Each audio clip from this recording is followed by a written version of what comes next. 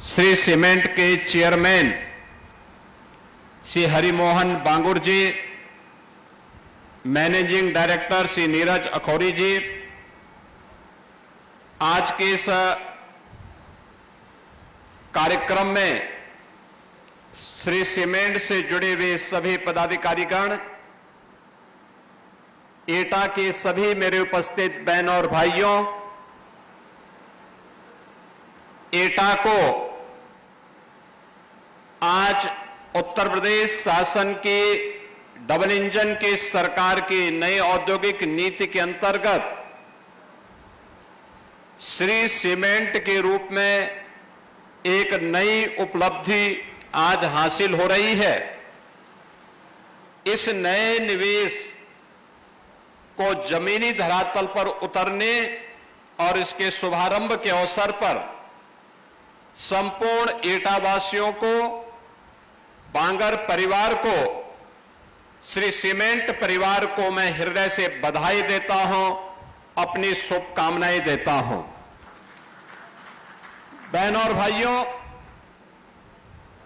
जब सरकार की नीति स्पष्ट हो, नियत साफ हो,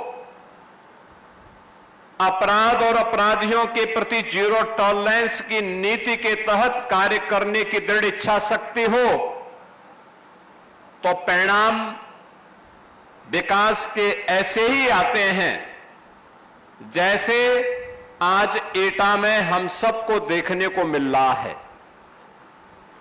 याद करिए, आज से 8 वर्ष 9 वर्ष पहले एटा की क्या स्थिति थी।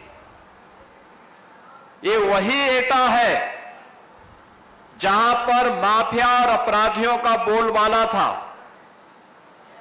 गरीबों की जमीनों पर दुर्दांत माफिया सत्ता के संरक्षण में काबिज हो जाते थे। एक गरीब की कोई सुनवाई नहीं होती थी।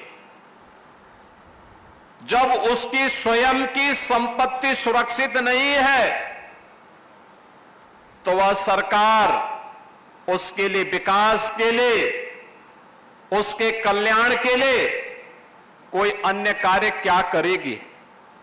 और यही होता था यहां पे। लेकिन अब एटा की पहचान न केवल इस प्रकार के बेहतरीन कानून व्यवस्था के माध्यम से, जहां अपराध और अपराधियों के प्रति जीरो टॉलरेंस की नीति के तहत कार्य करने की दृढ़ इच्छा शक्ति है, वहीं इसके परिणाम भी हम सबके सामने हैं। परिणाम है, आज यहां पे सरकार के स्तर पर थर्मल पावर का प्लांट स्थापित होता है। यही बगल में जवाहरपुर का यह प्लांट इस बात की घोषणा कर रहा है, जिससे लगभग 1500 मेगावाट का विद्युत उत्पादन हो रहा है।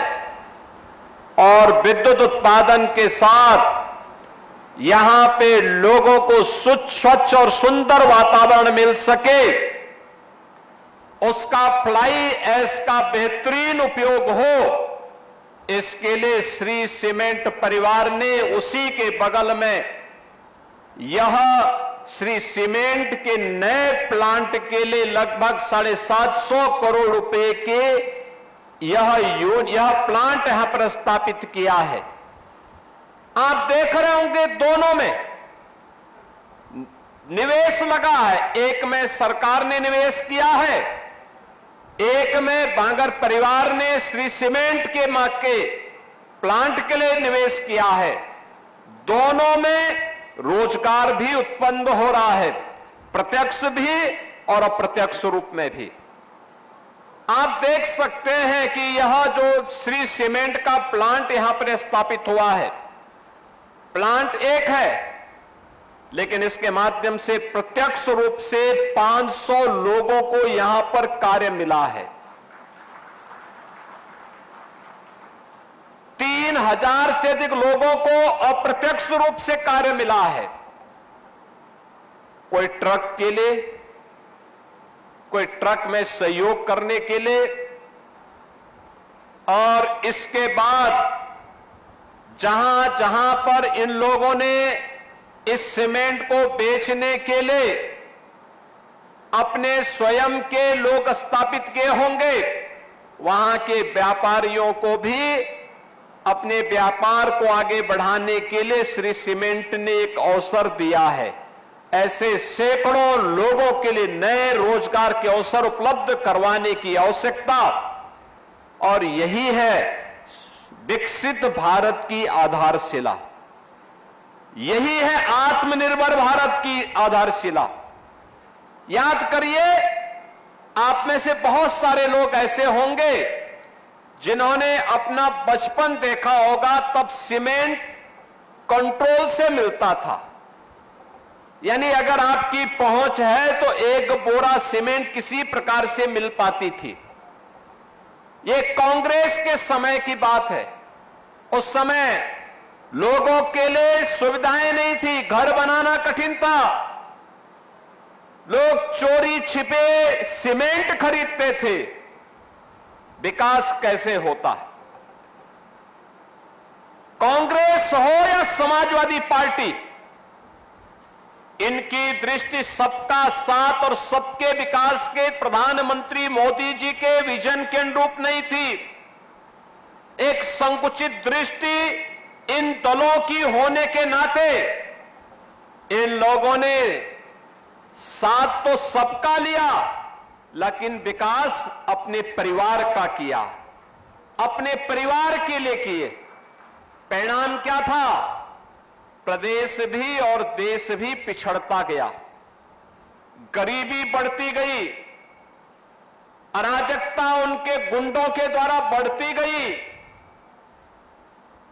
न व्यापारी सुरक्षित था, न बेटी सुरक्षित थी, और उस अराजकतापूर्ण माहौल में, दंगाग्रस्त प्रदेश में या देश में कौन व्यक्ति अपनी जान को दांव पे लगाता?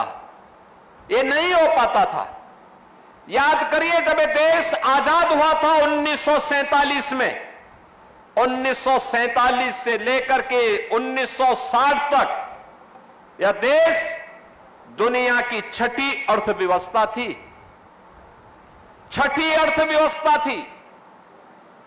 उससे पहले जब हम 17वीं सदी में जाते हैं, 17वीं 18वीं सदी में यह देश दुनिया की नंबर 1 की अर्थव्यवस्था थी। याद करिए, पहले मुगलों ने लूटा, फिर अंग्रेजों ने तबाह किया, और जो कुछ बचा रह गया था वह मुगलों और अंग्रेजों के बाद कांग्रेस ने और समाजवादी पार्टी ने तबाही का नया मंजर पैदा करके देश के सामने और प्रदेश के सामने पहचान का संकट खड़ा कर दिया था। याद करिए, 1960 तक जो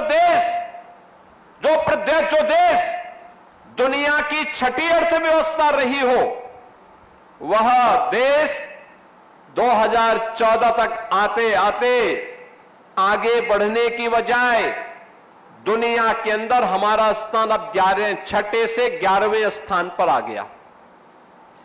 11वें में प्रधानमंत्री मोदी जी के समय 11वें स्थान की अर्थव्यवस्था होने के बाद जब मोदी जी ने प्रयास प्रारंभ किया, विकास के माध्यम से एक मंत्र देशवासियों को दिया कि विकास सबका होगा, साथ सबका लेंगे, बिना भेदभाव के हर एक जगह का विकास करेंगे।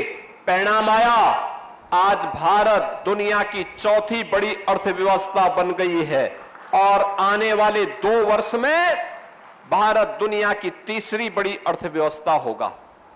भारत का तीसरी बड़ी अर्थव्यवस्था होने का मतलब दुनिया के सामने भारत की एक उज्जवल छवि, दुनिया के सामने भारत की ताकत का एहसास कराएगा। दुनिया के सामने भारत के लिए, अपनी भारत के नागरिकों के लिए पहचान का संकट नहीं खड़ा होगा। भारत ने अगर इस यात्रा को आगे बढ़ाया है तो उत्तर प्रदेश ने भी अपनी इस यात्रा को प्रधानमंत्री मोदी जी के मार्गदर्शन में सफलतापूर्वक आगे बढ़ाने में मदद की और उसे आज जिस बात का हकदार उत्तर प्रदेश था, उत्तर प्रदेश को उसकी उस स्थिति तक पहुंचाने के लिए भरपूर प्रयास किया। पिछले 8 वर्ष में डबल इंजन की भारतीय जनता पार्टी की सरकार के प्रयासों का सुपरिणाम है कि प्रदेश, जब हम लोग आए थे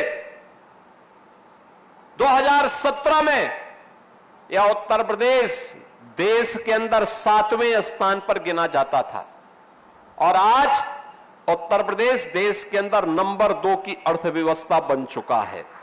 बहनों और भाइयों, ये तब हो पाया जब सुरक्षा का वातावरण था। इन गुंडों के खिलाफ, सत्ता पोषित गुंडों के खिलाफ, पेशेवर माफियाओं के खिलाफ जब कार्रवाई हुई तो उस कार्रवाई का परिणाम था कि निवेशकों में एक नई आशा की किरण फूटी। उनको लगा कि नहीं, अब हम सुरक्षित हैं। दंगाइयों के खिलाफ कार्रवाई की गई तो प्रदेश के अंदर लोगों के मन में एक विश्वास पैदा हुआ कि हमें विकास की बात करनी है। और जब यह देश विकास के पथ पर अग्रसर हो, उत्तर प्रदेश अपने आप को उससे अलग नहीं कर सकता है, क्योंकि देश की आबादी का हर छठा व्यक्ति उत्तर प्रदेश में निवास करता है। हम उससे अपने आप को अलग नहीं कर सकते और इस दृष्टि से पिछले 8 साढ़े 8 वर्ष के अंदर जो विकास उत्तर प्रदेश के अंदर हुआ है, आज उसने उत्तर प्रदेश को एक पहचान दी है। उत्तर प्रदेश आज उस दिशा में तेजी के साथ आगे बढ़ा है। आज उसी का परिणाम है कि 17 के पहले जिस प्रदेश में कोई निवेश नहीं आता था, जो निवेश था वो यहां से भाग रहा था, आज वही प्रदेश अपने यहां 45 लाख करोड़ रुपए के निवेश के प्रस्ताव लाने में सफल होता है। अपनी सेक्टोरियल पॉलिसीज के माध्यम से, अपनी शुद्ध नियत के माध्यम से उनमें से अब तक 15 लाख करोड़ रुपए के निवेश के प्रस्ताव को जमीनी धरातल पर उतारने में सफल होता है और उसके माध्यम से 60 लाख नौजवानों के लिए नौकरी के अवसर भी उपलब्ध करवाता है। अनुमान कर लीजिए कि अगर एक श्री सीमेंट 3500 लोगों को प्रत्यक्ष और अप्रत्यक्ष रूप से नौकरी और रोजगार दे सकता है, कोई कारण नहीं कि प्रदेश के अंदर 15 लाख करोड़ रुपए के निवेश के प्रस्तावों के माध्यम से 60 लाख नौजवान नौकरी और रोजगार न पा सकते हो। पाया है और आगे भी जो निवेश के निरंतर प्रस्ताव प्राप्त हो रहे हैं, इसमें भी नौकरी की नई संभावनाओं को आगे बढ़ाने का कार्य किया जा रहा है। बहनों और भाइयों, हमें निवेश के इस कार्यक्रम को मजबूती के साथ आगे बढ़ाना होगा और मैं इस बात के लिए हृदय से धन्यवाद दूंगा उत्तर प्रदेश की जनता जनार्दन को, जिनका आशीर्वाद इस सकारात्मक माहौल में बराबर ये डबल इंजन सरकार के साथ बना रहा, लगातार बना रहा।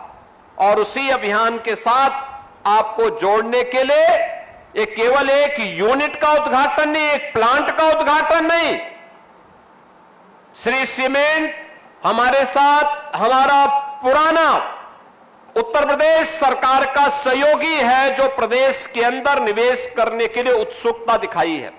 बुलंदशहर के बाद एटा में और पावर रिन्यूएबल एनर्जी के लिए चित्रकूट में भी उन्होंने 40 मेगावाट का अपना प्लांट वहां स्थापित किया है। हमने प्लांट के लिए उन्हें सुविधा उपलब्ध करवाई है कि एक आपको हम ओपन एक्सेस की सुविधा देंगे कि आप पावर वहां जनरेट करिए और खर्च यहां कर लीजिए। हम आपको ये सुविधा उपलब्ध करवाते हैं।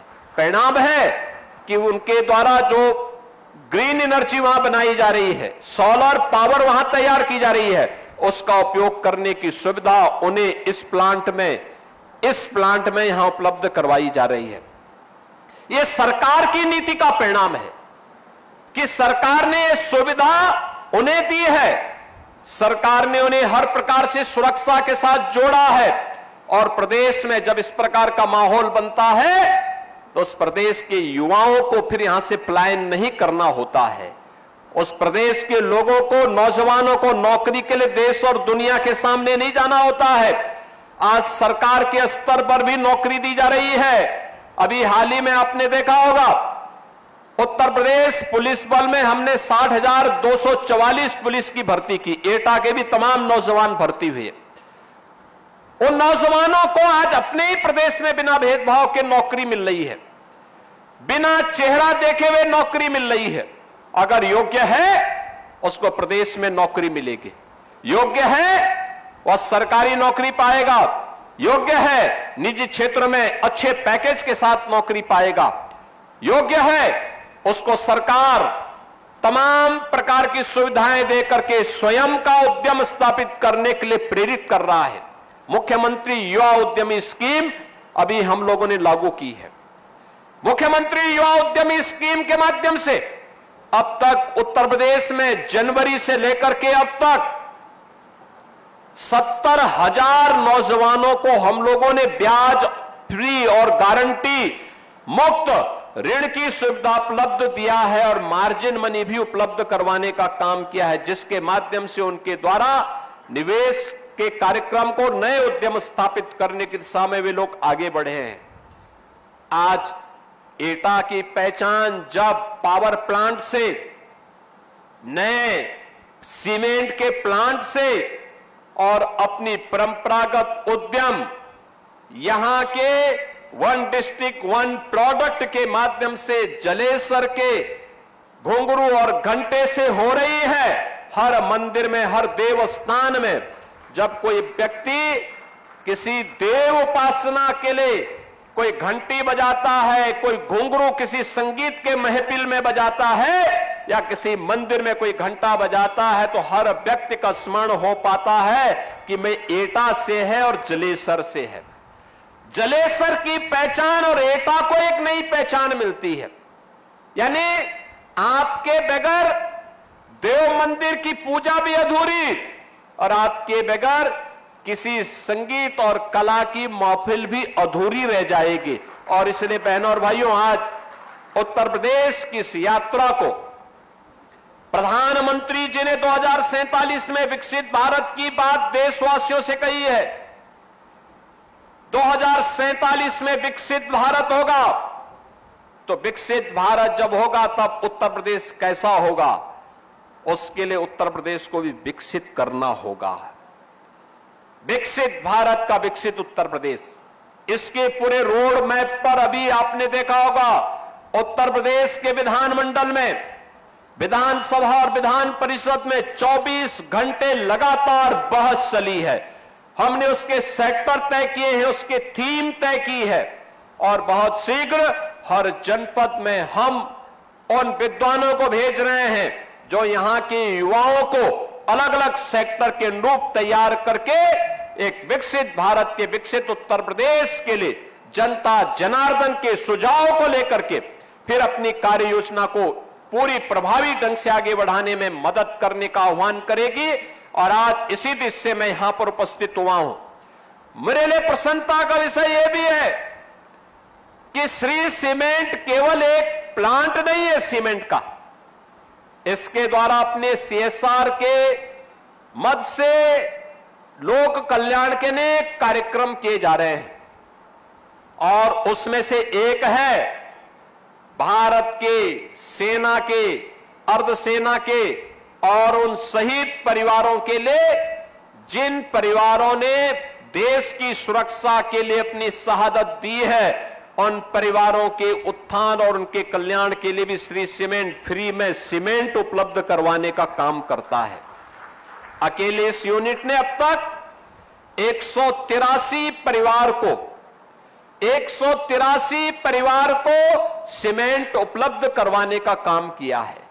ये चीजें दिखती हैं कि हम केवल व्यवसाय नहीं कर रहे हैं, हम रोजगार भी दे रहे हैं और अपने राष्ट्रीय उत्तरदायित्व का भी निर्वहन कर रहे हैं, जिससे अगर कोई नौजवान देश की सीमाओं की सुरक्षा करते हुए, देश की आंतरिक सुरक्षा करते हुए अगर अपने आप को बलिदान किया है तो हम उसके परिवार का संबल बनेंगे।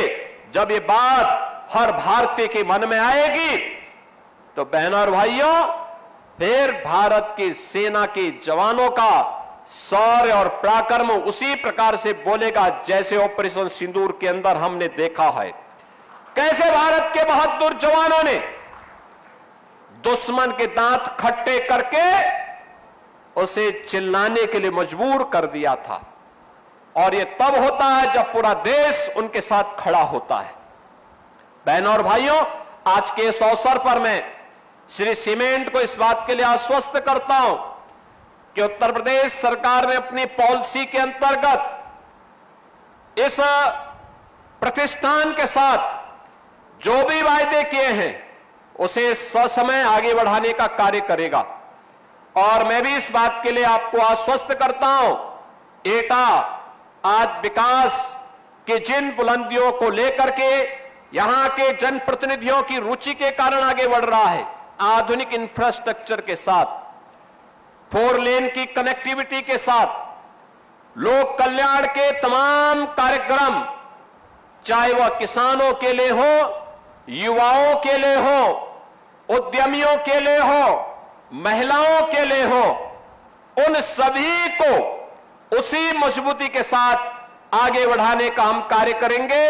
एक बार फिर से श्री सीमेंट परिवार को, एटा को इस उद्यम के लिए चयन करने के लिए हृदय से धन्यवाद देता हूं और मजबूती के साथ इसको यहां पर अपने निवेश को लागू करने के लिए हृदय से धन्यवाद देता हूं। एटा वासियों को, यहां के जनप्रतिनिधियों को इस निवेश की बधाई देता हूं और जो कार्मिक यहां काम कर रहे हैं उनके लिए मेरा आह्वान होगा कि कर्म ही पूजा होनी चाहिए। मेहनत करेंगे, उद्योग फलेगा फूलेगा, आगे बढ़ेगा। उद्योग फलेगा फूलेगा तो एक कर्मचारी, एक व्यक्ति नहीं होता है, वो एक परिवार होता है। परिवार, उस पूरे परिवार के जीवन में भी खुशहाली आएगी और हमें उसी कर्म को जीवन का हिस्सा बना करके, जीवन की पूजा का हिस्सा बना करके आगे बढ़ना चाहिए। आप सबको इस अवसर पर मैं अपनी मंगल में शुभकामनाएं देता हूं। धन्यवाद। जय हिंद। तो आप सुन रहे थे मुख्यमंत्री योगी आदित्यनाथ को। सीएम योगी आदित्यनाथ का विपक्ष पर अटैक। एटा में माफियाओं का बोलबाला था। मुख्यमंत्री योगी आदित्यनाथ ने यह बयान दिया, अपराध के लिए जीरो टॉलरेंस की नीति भाजपा सरकार, योगी सरकार अपनाती है। पहले यूपी में डर का माहौल था, लेकिन अब अपराधियों में खौफ है। पहले ना व्यापारियों को बख्शा जाता था और ना ही आम जनता को। यूपी में अपराधियों के खिलाफ कार्रवाई लगातार हो रही है और होती रहेगी। सीएम योगी आदित्यनाथ लगातार समाजवादी पार्टी पर आक्रामक तेवर दिखाते हुए नजर आए हैं। एटा में माफियाओं का बोलबाला था, अपराध के लिए जीरो टॉलरेंस की नीति अपनाती है योगी सरकार।